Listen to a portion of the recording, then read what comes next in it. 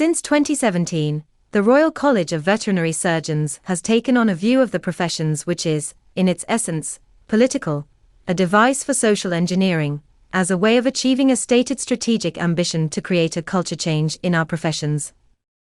It's not what RCVS staff were appointed for, and it's not what elected councillors declared in their election manifestos or interviews.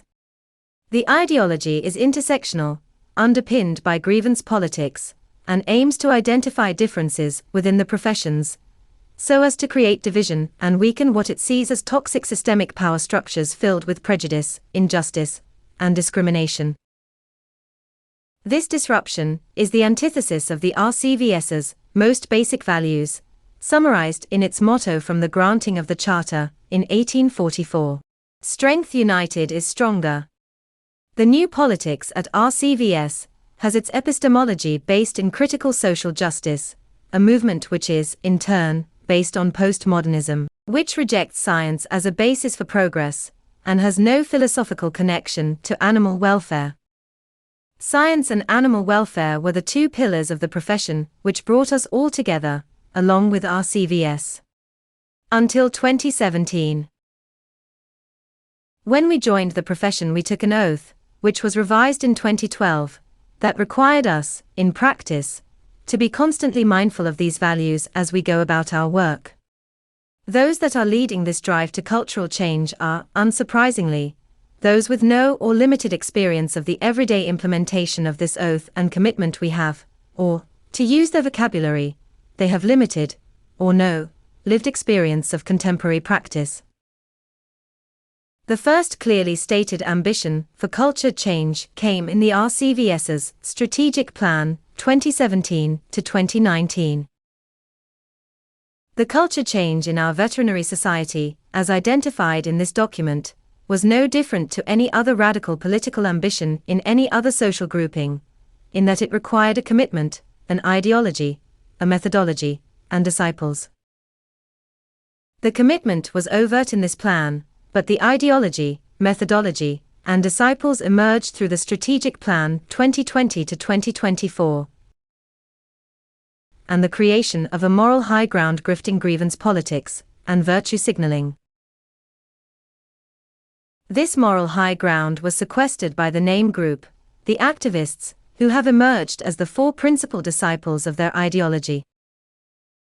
From their vantage point, they have aimed to create a way of coddling of the profession, an infantilization of the professions, divorced from real-world experience, which hides the foundational weaknesses, which the college should really be addressing. The name group have ideas, but no targets, and no way of measuring results. They confuse innovation with progress. The idea of progress, as opposed to innovation, is the notion that our history is the history of scientific and animal welfare improvement. This has held sway for more than a century. But this has now been replaced with innovation. Witness the appointment of a full-time post at RCVS encompassing leadership and innovation, not leadership and progress. Replacing progress with innovation skirts the question of whether a novelty is an improvement.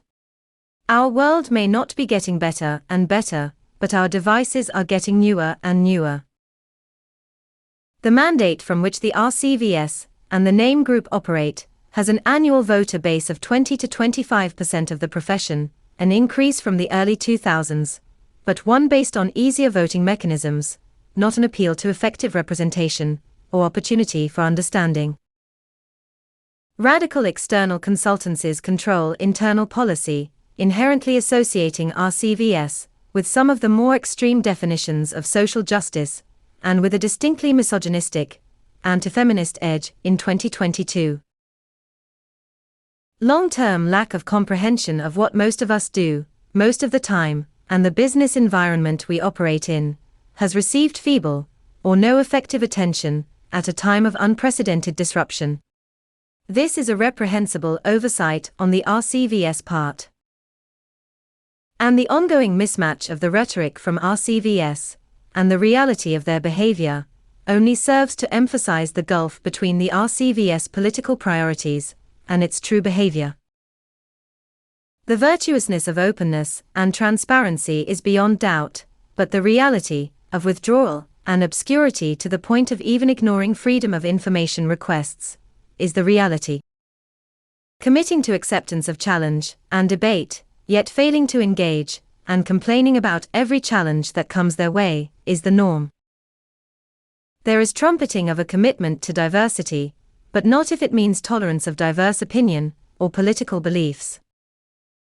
There is a commitment to change, as in changing culture and the profession, but not any change from the narrative and the disciples.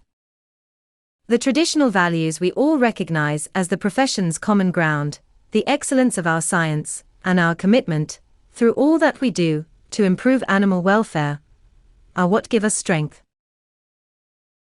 Our oath is personal, but the RCVS motto and its mission statement are public, and, sadly, the motto and mission statement are now little more than a thin veneer, covered up by the virtue-signaling Puritans, just tokens in the eyes of the name group and its allies, as they compel their politics upon us.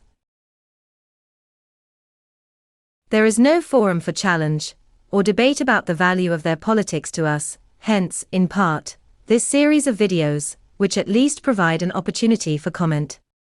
The intention of this series is clear. It is to improve our college, through challenge, because that's the scientific method. Ideas and policy improve through argument, and if there's nowhere to do this, then we will be compelled to be inventive, in order to be heard. If you wish to know more about the history and other aspects of the politics of RCVS, please follow this series of short explainer videos and don't forget to comment. See you next time.